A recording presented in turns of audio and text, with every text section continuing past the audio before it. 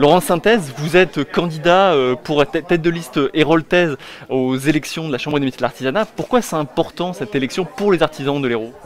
Effectivement, je suis candidat tête de liste pour les élections de la Chambre des métiers de l'Hérault qui se tiendront du 1er au 14 avril prochain. C'est important de dire que la maison de l'artisanat est représentée par des artisans élus qui représentent tous les artisans du département, avec pratiquement 38 000 artisans pour le département de l'Hérault. Alors vous n'êtes que deux listes à l'échelle régionale. Du coup, quel est le bilan entre guillemets que vous faites vous qui êtes déjà dans l'opposition, le bilan de la majorité sortante, et qu'est-ce que vous voulez proposer pour les artisans de l'Hérault, mais plus généralement de l'Occitanie? C'est vrai qu'en tant qu'élu sortant, on a été confronté à un certain immobilisme. Nous avons porté des projets qui n'ont jamais vu le jour, donc nous avons continué à présenter des projets. Malheureusement, en dehors de la CMA, vous prenez l'exemple de la rouverture des fleuristes en plein Covid pour le Muguet 2020.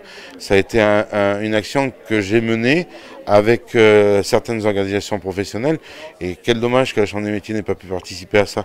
Vous prenez l'exemple, juste avant l'été, des manifestations de taxis par exemple.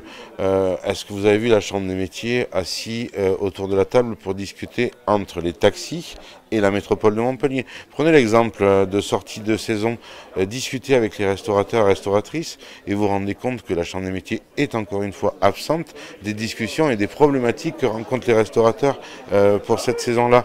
Donc c'est pour ça que nous devons un service aux 38 000 ressortissants de la Chambre des métiers. Nous ne pouvons pas rester comme ça dans l'immobilisme.